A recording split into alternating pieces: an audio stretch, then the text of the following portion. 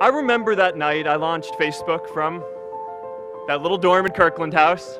I went to Noakes with my friend KX, and I remember telling him clearly that I was excited to help connect the Harvard community, but one day someone would connect the whole world.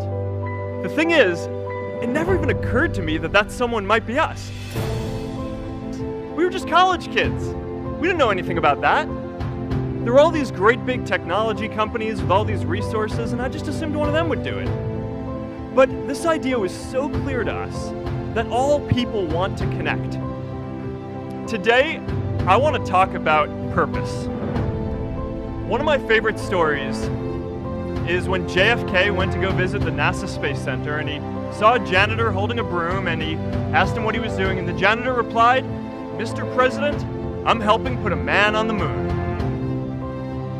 Purpose is that feeling that you are a part of something bigger than yourself, that you are needed, and that you have something better ahead to work for. Purpose is what creates true happiness. My hope was never to build a company. I wanted to have an impact. And as all these people started joining us, I just assumed that that's what they wanted to do too. A couple years in, some big companies wanted to buy us. I didn't want to sell.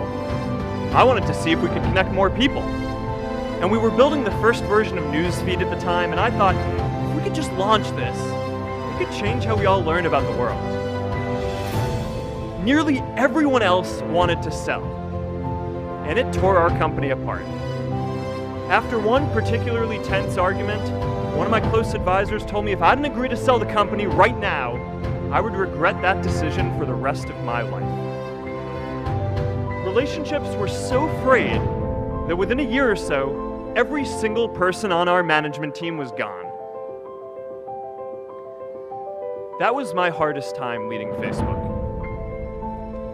I believed in what we were doing, but I felt alone. I wondered if I was just wrong, an imposter, a 22-year-old kid who had no idea how things actually worked.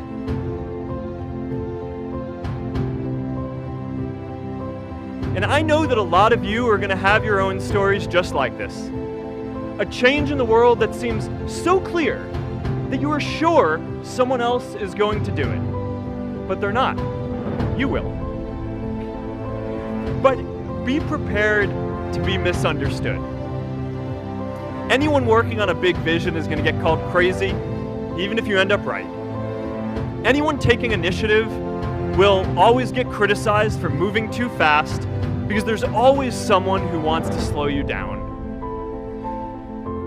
Anyone taking on a complex problem is going to get blamed for not fully understanding it, even though it's impossible to know everything up front.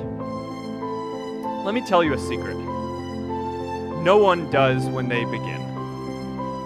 Ideas don't come out fully formed. They only become clear as you work on them. You just have to get started. If I had to know everything about connecting people before I got started, I never would have built Facebook.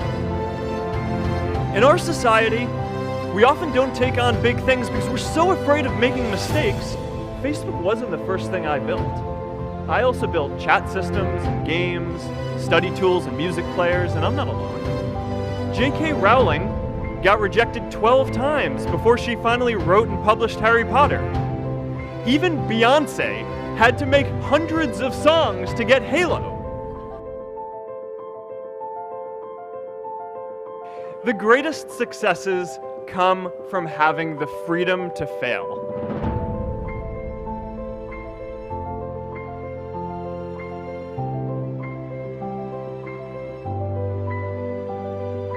You know, a lot of times I think people just get afraid because, you know, often your dream is, it seems like it's so far off, but if you just kind of focus on building stuff that you think is good and you keep on going at each step along the way and don't let people deter you from that and just really care about what you're doing, and you know, I think that's how you build something good.